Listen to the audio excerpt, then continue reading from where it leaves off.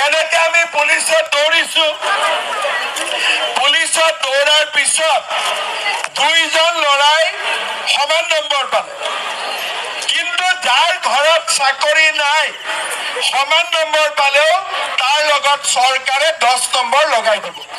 ঠিক আছে স্যাৰ। তেতিয়া কি হ'ব যে চৰকাৰী চাকৰি এটা পৰিয়ালতে নাথাকি বহুত পৰিয়ালে চৰকাৰী চাকৰি পোৱা আৰম্ভ কৰিব, হয়নে? হয় হয় হয়। মই ঠিক ভাবিছো নে নাই? ঠিকে ভাবিছো।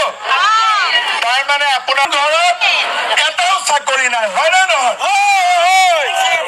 মই ঠিকে কৈছো নে?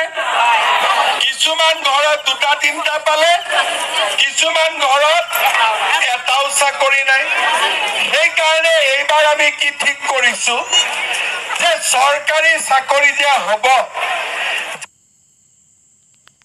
যাৰ ঘৰত এটাও চাকৰি নাই তাক আমি 10 নম্বৰ এক্সট্ৰা দিম, যাতে সকলো ঘৰতে এটা চাকৰি হ'ব পাৰে। যেনেকে আমি পুলিচত দৌৰিছো, পুলিচত দৌৰাৰ পিছত দুইজন ল'ৰাই সমান নম্বৰ পালে, কিন্তু যাৰ ঘৰত চাকৰি নাই সমান নম্বৰ পালেও তাৰ লগত চৰকাৰে 10 নম্বৰ লগাই দিব।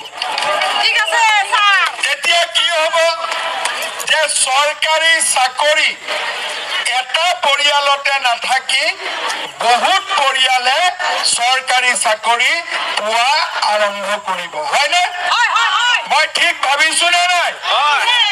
ঠিকে ভাবিছো। তাৰ মানে আপোনালোকে চাওক, চাকৰি, অৰুণোদয়, লাখপতি বাইদেউ, অৰুণোদয়, চৰকাৰী চাকৰি